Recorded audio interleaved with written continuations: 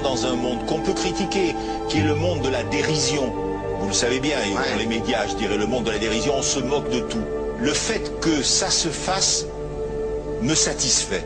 Parce que ça veut dire que nous avons, qu'on est libre. Peu à peu... Il faut qu'on soit beaucoup plus sage que ça, qu'on rentre pas dans ces provocations. Et c'est pour ça que... C'est l'autocensure, ça, Jamel. Si on... Tu comprends ce que je veux dire? Si on commence à pas faire de dessin pour pas choquer les musulmans... Non, si on fait... Pour moi, c'est de l'autocensure. C'est la fin de la liberté d'expression. Pour moi, la liberté d'expression, la liberté d'expression et le respect font partie, sont mariés ensemble. Moi, je suis pour la liberté d'expression. Mais si je vais blesser une personne, pourquoi blesser la personne? Non, mais si moi j'ai envie de faire une caricature sur Mahomet ou sur un rabbin ou sur Jésus-Christ, il faut que j'ai le droit de le faire. Tu comprends? C'est ça la France. Quand tu sais que tu vas blesser 10 millions de personnes, pourquoi tu vas les blesser? Pourquoi? C'est la liberté, c'est ça. C'est la liberté de...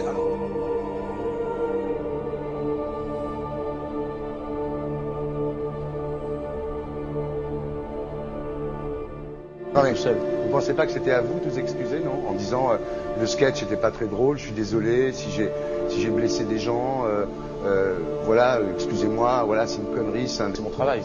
Mais vous ne referiez pas le même sketch quand même? Mais le spectacle que je fais reprend en grande partie les lignes de ce sketch. Mais il y a un truc que je ne comprends pas sur cette affaire, c'est qu'à aucun moment vous avez senti le besoin de vous excuser et que vous en avez rajouté. C'est tellement surprenant, c'est tellement inadmissible que j'en suis choqué. Voilà. Dans un pays où on peut parler, on peut s'exprimer. Et là, pourquoi tout d'un coup, sur un sujet, on ne pourrait pas s'exprimer sur ce chose que vous savez bien pourquoi on ne peut pas s'exprimer. Pourquoi? Parce que dans ce pays, on a envoyé pendant la guerre des juifs dans des chambres à gaz et que ça crée un petit problème quand même. Vous voyez ce que je veux dire? Dans ce pays, on a envoyé pendant 400 ans des centaines de millions de Noirs. Il y a eu 400 ans d'esclavage. Et pourtant, ça n'a pas empêché Michel Led de faire un sketch qui m'a fait marrer. Où il faisait un noir, et à la fin, il faisait un singe. Et en parlant des narines, en parlant des lunettes. En tout cas, lui, il n'a pas été interdit d'exercer son travail. Il a même eu la Légion d'honneur. Quelqu'un qui a toute sa famille qui a été exterminée dans un camp de concentration et qui voit quelqu'un à la télé qui dit Israël. Vous vous rendez compte? Je ne sais pas.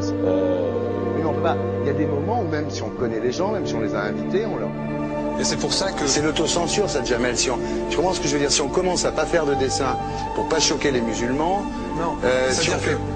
C'est de l'autocensure. C'est la fin de la liberté d'expression. Pour moi, la liberté... Et là, pourquoi tout d'un coup, sur un sujet, on ne pourrait pas s'exprimer sur ce sujet? Vous savez bien pourquoi on ne peut pas s'exprimer. Pourquoi? Parce que dans ce pays, on a envoyé pendant la guerre des juifs dans des chambres à gaz et que... Deux poids, deux mesures. La liberté pour tout le monde. C'est-à-dire? La liberté pour tout le monde. Il y a une personne comme Dieudonné qui a fait un rabbin, enfin qui a fait un colon juif, etc.